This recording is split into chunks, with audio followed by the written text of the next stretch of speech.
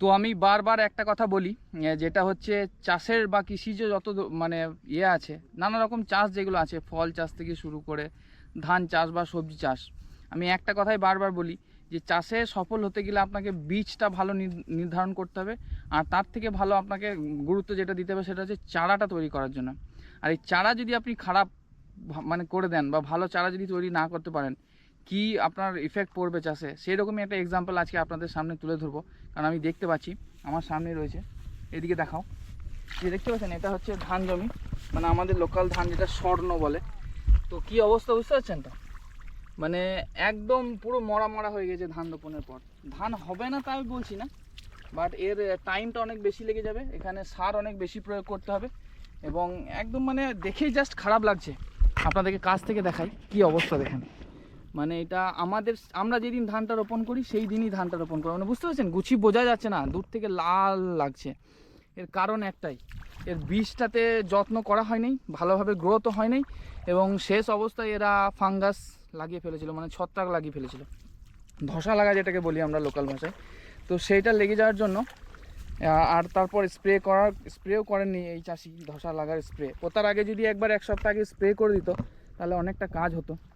তো এটা হচ্ছে এই নলেজটা এই চাষির মধ্যে ছিল না, যে এইটা অল্প খরচ, ধসা লাগাটা স্প্রে করে দিলে এই পোতার পর এই রোগটা লাগতো না। এবং যেহেতু আগেই এই রোগটা লেগেছিল, তো পোতার পর একদম মানে ঝাঁ করে পুরো সমস্ত ধানকে নষ্ট করে দিয়েছে। এই যে দেখতে পাচ্ছেন এখানে 4-5টা ধান দেওয়া আছে, কিন্তু সমস্ত পাতা একদম মরে গেছে, একটাতে দাঁড়িয়ে আছে। নিচেতে এগুলো বেঁচে আছে, বেঁচে থাকবে না নয়, কিন্তু অনেক সময় লেগে যাবে, দেরি হয়ে যাবে এবং সারের পরিমাণ বেশি লাগবে। তো এটাই বলার যে বীজ কিন্তু আপনাকে ধানের মানে ভালোভাবে তৈরি করতে হবে। বীজতলার ওপর যত্নটাও ঠিক ততটাই দিতে হবে যতটা আমরা গাছের ওপর দিয়ে থাকি। এবং আপনাদেরকে আর একটা জমি দেখাই, একই দিনে যেটা রোপণ করা হয়েছে ওর কন্ডিশনটা কেমন। আর এই যে দেখুন এটা হচ্ছে আমাদের ধান জমি এবং এইটা একই দিনে রোপণ করা।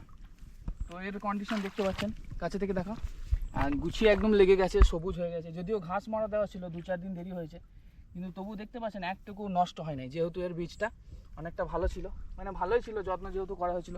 এবং জমি পুরো সবুজ। আর 2-1 দিনের মধ্যে একে প্রথম চাপান দিতে হবে, তো ইনশাল্লাহ একদম গুছিয়ে ছাড়তে লাগবে এবং সবুজে পরিপূর্ণ হয়ে যাবে, যথেষ্ট গ্রোথ দেবে। তো এইটাই বলার যে চাষে যদি টিকে থাকতে চান আপনাদেরকে বীজতলার ঠিক ততটাই ধ্যান দিতে হবে। মানে ধানের জমি বা পরবর্তীতে যে পরিচর্যাটা করবেন তার থেকেও বেশি আপনাদেরকে বীজতলায় ধ্যানটা দিতে হবে, মানে বীজের পরিচর্যাটা করতে হবে। তা না হলে কিন্তু আপনার লসের সম্মুখীন হতে হবে, বেশি সার লাগবে, বেশি স্প্রে করতে হবে এবং সময়টাও লেগে যাবে।